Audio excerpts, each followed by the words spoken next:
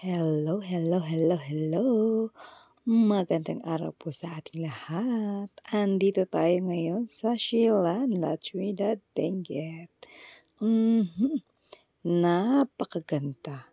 Berde, berde, berde. Napakaraming puno. Oops. Can you smell it? Ayun, Yes. si Andong. Yeah. I think it's a smoke. Okay.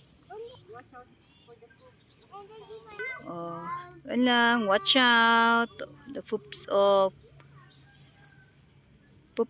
baka. Ayan. Diba? Ang ganda pag ganito ang bahay kahit maliit. Pinapaligiran ka ng mga puno. Diba? Oh, may baka pa. Mommy, Yes? Oh, baka pero hindi sa amin yan. Ang ganda. Nagagandahan ako sa paligid talaga. Oh, hindi sa amin to. Oh, namasyal lang kami. That's Yan. not my cow now. Yeah, that is not your cow. It's the cow of the Kaaruba. Yeah. Yan. So, tuloy natin ang paglakad. Mommy, So, from there, so yun, di ba? Yan. Ginagawa na yan ng bahay. Oh, di ba? So, more years to go, mga bahay na rin ang mga to. Hindi na yan mga puno. Yan.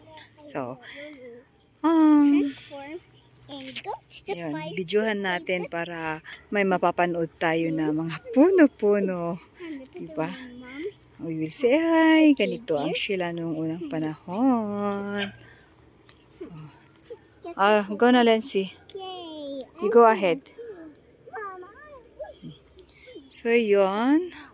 We're going to the house of Lency and Andong here in Silan. So, there's the house. Malapit na tayo sa kanila. Ang kanilang mga bulaklak at tanim. Benga. So, ganito ang daanan ngayon. Oh, palalagyan ni Papa Keps ng pathway. Diba? Oh, careful. Ang operada, kailangan maglakad ng dahan-dahan. Mahirap mapirahan ng pang-apat na beses. Oh, diba? Yan. Yes. Someone is calling me. May nauna doon sa baba. Bakit daw?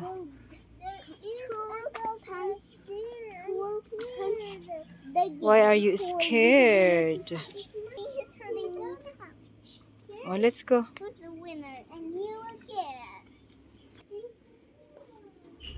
Alright.